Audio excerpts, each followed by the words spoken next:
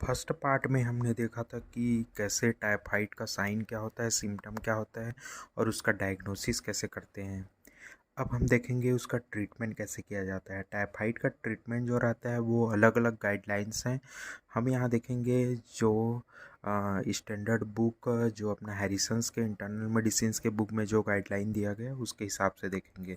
तो पहला जो गाइडलाइन दिया है उसमें क्या दिखाया है कि सबसे पहले हम लेते हैं, क्या लेते हैं, जब कोई पेशेंट को after the diagnosis of the typhoid fever first treat with the ofloxacin 400 mg BD and इसको कितने दिन के लिए दिया जाता है, पहले 5 डेज़ के लिए दिया जाता है। 5 डेज़ के बाद पेशेंट के आफ्टर पेशेंट कंप्लायंस चेक किया जाता है। यदि पेशेंट का फीवर जो है वो पायरेक्सिया रिस्पॉन्ड करता है, ठीक हो रहा है, उस कंडीशन में उस ड्रग को जो अपना ऑफ्लॉक्सासिन है उसको ऑलरेडी फिर से कंटिन्यू किया जाता है फॉर मोर 50 डेज़। और यदि पेशेंट का जो पायरेक्सिया है वो ठीक नहीं होता, उस कंडीशन में हम क्या करेंगे, उसमें ऐड करते हैं सिफिक्जिम। सिफिक्जिम क्या है, थर्ड जनरेशन सिफेलोस्पोरिन है, ओरल, इसको BD देते हैं 5 डेज़ के लिए।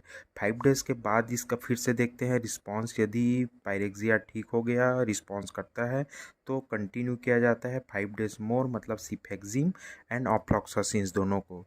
और यदि पेशेंट जो है वो रिस्पॉन्ड नहीं करता है तो उस केस में क्या करते हैं, जो ऑफ्लॉक्सासिन रहता है वो ऑलरेडी 10 डेज़ हो चुका है थेरेपी, तो ऑफ्लॉक्सासिन को स्टॉप कर देंगे। और सिफिक्जिम जो है वो 5 डेज़ दिए थे, तो सिफिक्जिम और एजिथ्रोमाइसिन ऐड करके थेरेपी को कंटिन्यू किया जाता है।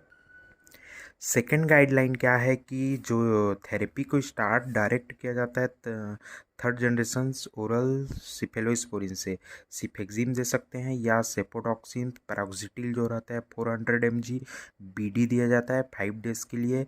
यदि 5 दिन के बाद पेशेंट का जो पायरेक्सिया ठीक होता है, यदि रिस्पॉन्ड करता है, तो थेरेपी को फिर से 5 मोर डेज़ के लिए कंटिन्यू किया जाता है। यदि रिस्पॉन्ड नहीं करता है तो वहाँ ऑफ्लॉक्सासिन 400 mg BD ऐड किया जाता है और 5 डेज़ तक कंटिन्यू किया जाता है थेरेपी को। 5 डेज़ बाद फिर से देखा जाता है, यदि रिस्पॉन्ड कर गया तो कंटिन्यू किया जाता है ऑफ्लॉक्सासिन को 5 डेज़ के लिए, और जो सिफेक्सिम हम दे रहे थे या सेफोडॉक्सिन जो रहे थे उसको स्टॉप कर देंगे।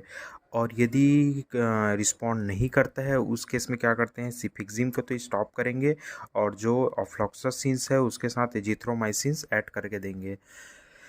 अब देखते हैं